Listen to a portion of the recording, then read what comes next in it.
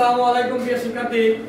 আজ আমরা ক্লাস 6 এর এই যে দশমিক ভগ্নাংশের যোগ বা বিয়োগ এগুলো কিভাবে করতে হয় এগুলো শিখব। তো শুরু করতে দেখো, এখানে আমি একটা অঙ্ক উঠা রাখছি, উদাহরণে 1 নাম্বার যোগ করো। এটার একটা এইগুলো যোগ করে দেখাতে হবে।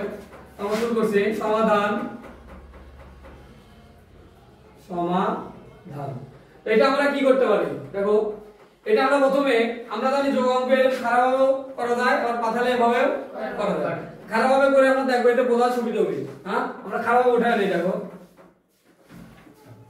33.01।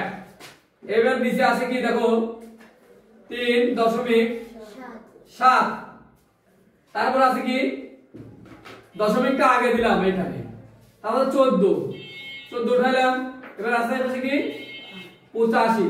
দেখো মাঝখানে এই জায়গায় মানে ফাঁকা লাগতেছে, কিরকম লাগতেছে না? আমরা জানি পয়েন্টের পরে শূন্য কোনো কি দাম আছে? পয়েন্টের পরে শূন্য কোনো দাম কিন্তু নাই। তার মানে আমরা এখানে একটা শূন্য দিয়ে দিলে কোনো সমস্যা হবে? কোনো সমস্যা নাই। এবার আমরা এখানে টান দিয়া আমরা স্বাভাবিকভাবে যে আমরা যোগ বিয়োগটা করি, এভাবে করলে কিন্তু সমাধান হবে। দেখো এখানে 5 আর 1 কত হচ্ছে? 0 আছে। 0 কি কোনো দাম আছে নাকি? তাহলে এখানে হচ্ছে 6। এখানে দিলাম কত? 6। আচ্ছা, এবার এখানে 8 আর 7 যোগ করলে কত হয়? 8 আর 7 যোগ করলে হচ্ছে 15 5। এখানে পয়েন্ট আছে না তিনটে? পয়েন্ট সোজা আমরা এখানে দেব কি পয়েন্ট, বুঝতে পারছি? মানে পয়েন্ট সোজা এখানে কি হবে? পয়েন্ট। এবার দেখো হাতে কি 1 আছে?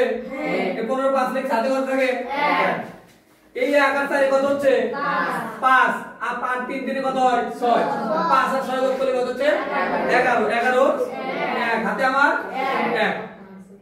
1 আর আগে 2 আর 3 কত হচ্ছে? 5। আমরা লিখতে পারি উত্তর 51.56। এটাই। ধন্যবাদ।